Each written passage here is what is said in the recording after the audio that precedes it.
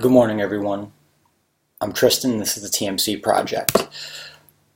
I'm right now just kind of practicing on a couple of things, primarily figuring out how to stay mobile and go live and just kind of go to the next step of the process.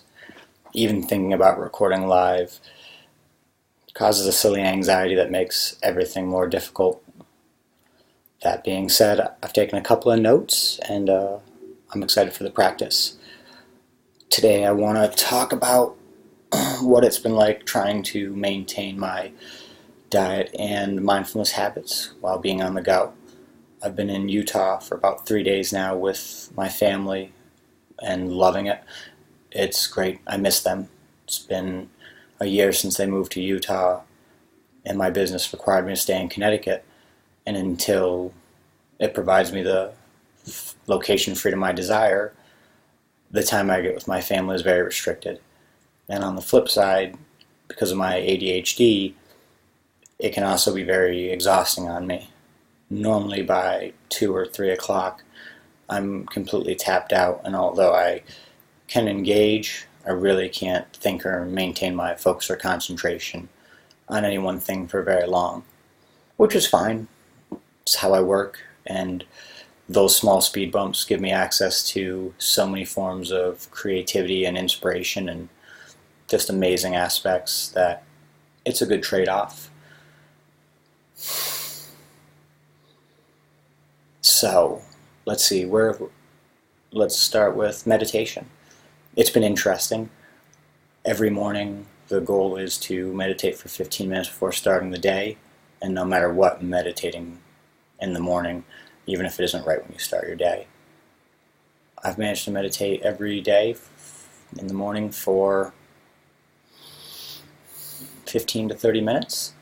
It's almost after I've done a couple of things. I wake up with a lot of creative juices, and I'd say I probably get more of my work done during that time, between the hours of 4:30 and 8, than I do the rest of the day. That's why I try to record in the morning while I've kind of got it all. A lot of it has to do with the situational change. At my home in CT, I've built an environment that is set up for success. It's put everything is in its place so that way the game is easy to win. That's what matters.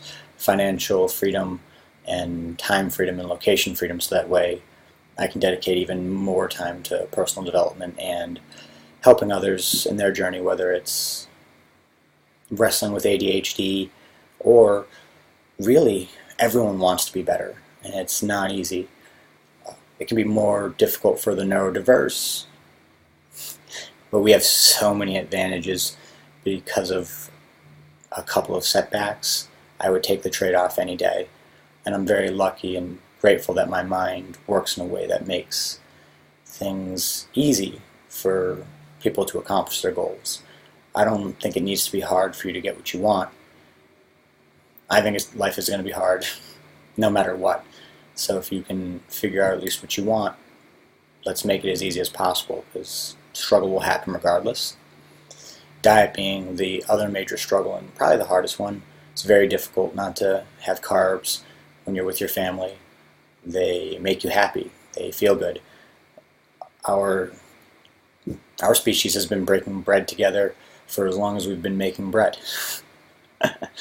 So it can be a real challenge when your daughter is offering you anything sweet.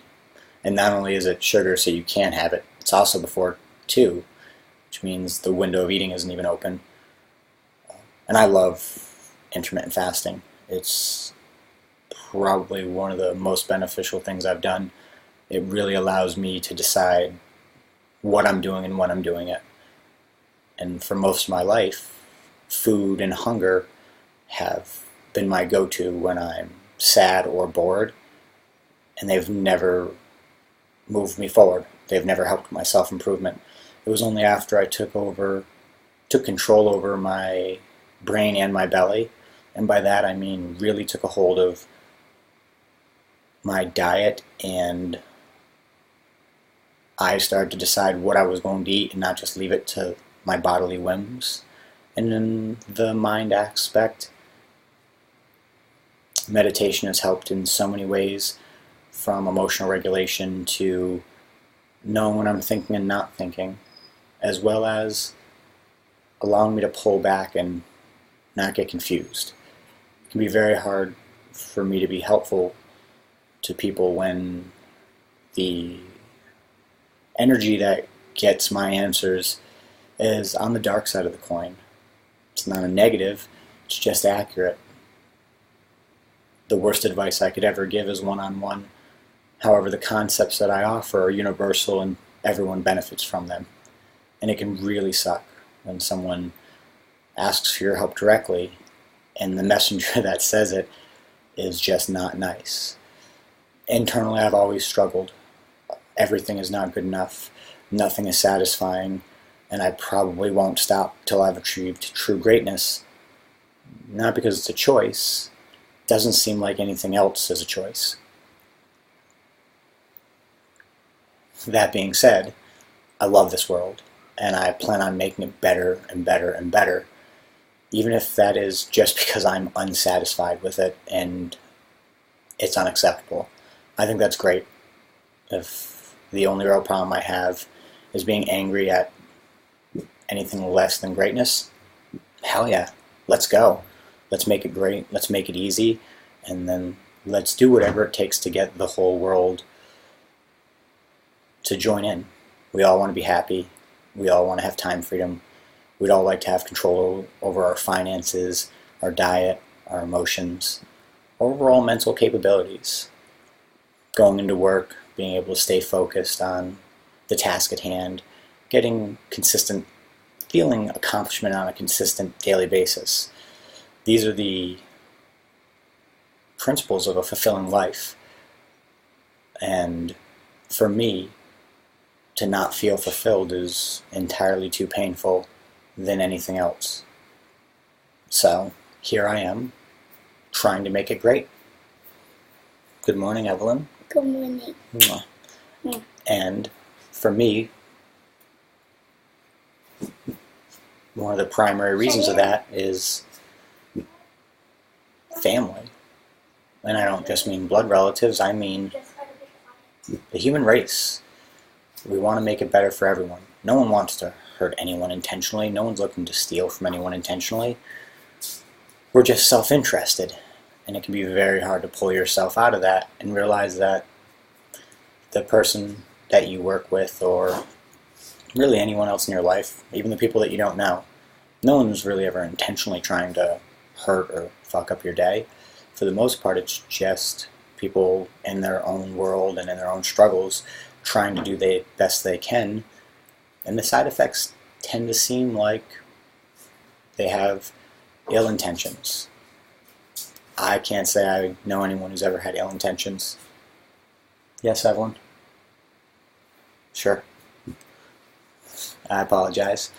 I don't even like the fact that I said yes, and I don't like the fact that I was a little annoyed by my daughter walking up. That kind of goes hand in hand with the regulation.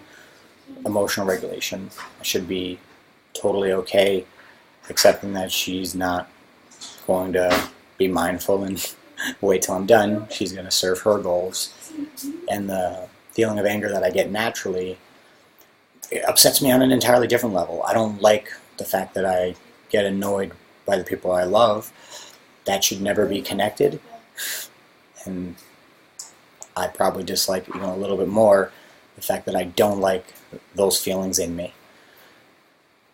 But it is what it is, and raging against it isn't going to make it better. Accepting it seems like compromise more than I want it to be. So I just try to be the best person I can be every day, and I hope to be an example for others. I hope to inspire and I hope to teach, primarily diet and meditation, as they've been the real cores of my personal growth. Through them, I've been able to at least decide and create structure around my personal development and my financial development. So I want to invite you guys to join the TMC Project, where you'll see exactly what I'm doing to improve and the daily struggles that come with it. I hope you find it funny, as I think life is a comedy. Tragedy can be comedy. So sympathy is not necessary. Pity isn't necessary. However, all laughs are welcome. We're not laughing at anyone. We're laughing with each other. It's a real tool for moving forward and growing. I want to thank you guys for joining me, and I can't wait till this is less awkward so that way I can formulate my sentences better. Thank you for your time. Keep working on yourselves. Keep being great to your family, and you'll achieve everything you want. Have a great day.